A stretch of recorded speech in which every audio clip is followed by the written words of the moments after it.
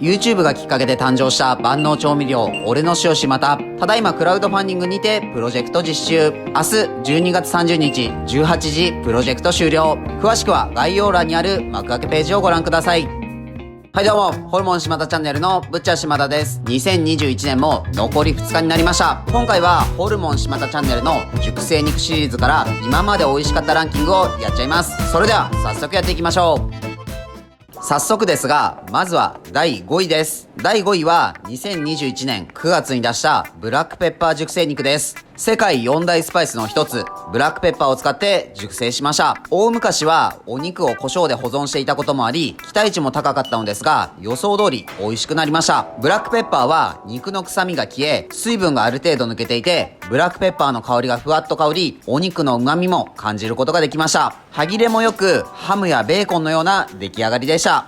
塩をつけて食べると最高です。続いて第4位です。第4位は2021年12月に出したコチュジャン熟成肉です。コチュジャンとは麹で米やもち米を糖化させ、唐辛子を加えて熟成した甘みと辛みのある味噌です。この時使用したコチュジャンにはニンニク、食塩も入っているので、お肉に色々な効果をもたらし、バランスよく美味しくなりました。味噌の香りが強く、ほぐれる感じの歯切れで、お肉自体にもしっかりと味がついたので、外側部分がかなりしょっぱくなっていました。味自体はかなり美味しいです。続いて第3位です。第3位は2021年6月に出したぬか熟成肉です。ぬか熟成というか、ぬか発酵熟成肉ですね。1ヶ月後、冷蔵庫から取り出した時に結構カビが生えていて心配になったのを思い出します。お肉自体はしっとりとしていて旨味がアップしました。柔らかさや身のほぐれ方は一番だったかもしれません。程よい塩味もあってとても美味しかったです。野菜や魚などをぬか漬けにすることはよく聞きますが、お肉もぬか漬けにするのもありですね。さらしで巻いて 2,3 日くらいぬかにつけるのが良さそうです。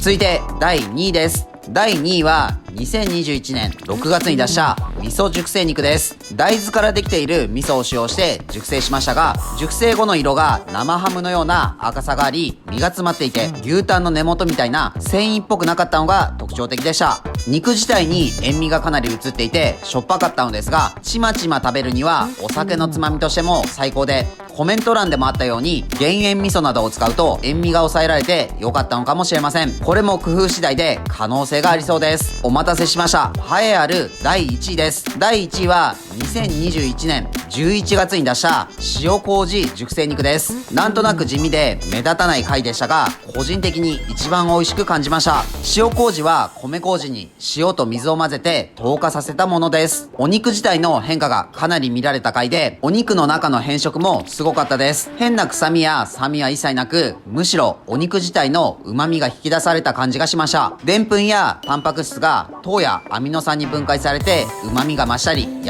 らかくなったのだと思います。相当見た目は悪かったのに味は一番でした。こうやって振り返ってみると、美味しくなったものはなんとなく想像ができますよね。味噌は味噌漬けだったり、ブラックペッパーはパストラミだったり、現代は保存技術が発達して冷蔵庫や冷凍庫を利用すればいつでも美味しいお肉を食べることが可能です。美味しい品種のお肉もたくさんあります。昔のヨーロッパなどでは冬の時期に豚を屠殺してそのお肉を翌年まで食べたりしていました。そんな環境の中でどうやったらお肉を美味しい状態が続くか、どうしたらより美味しいお肉を食べることができるかを工夫してきました。現代の数ある調味料や素材を使えばより美味しい新たな発見ができるのではないかと考えスタートしたのが今回の熟成企画です。きっと大昔にも自分たちと同じようにわけのわからない検証を繰り返した変人がいたはずです。自分たちは現代の変人としてより美味しいお肉を追求していきます。この熟成肉企画はしっかりと温度調整や管理をしていて、あくまで検証動画なので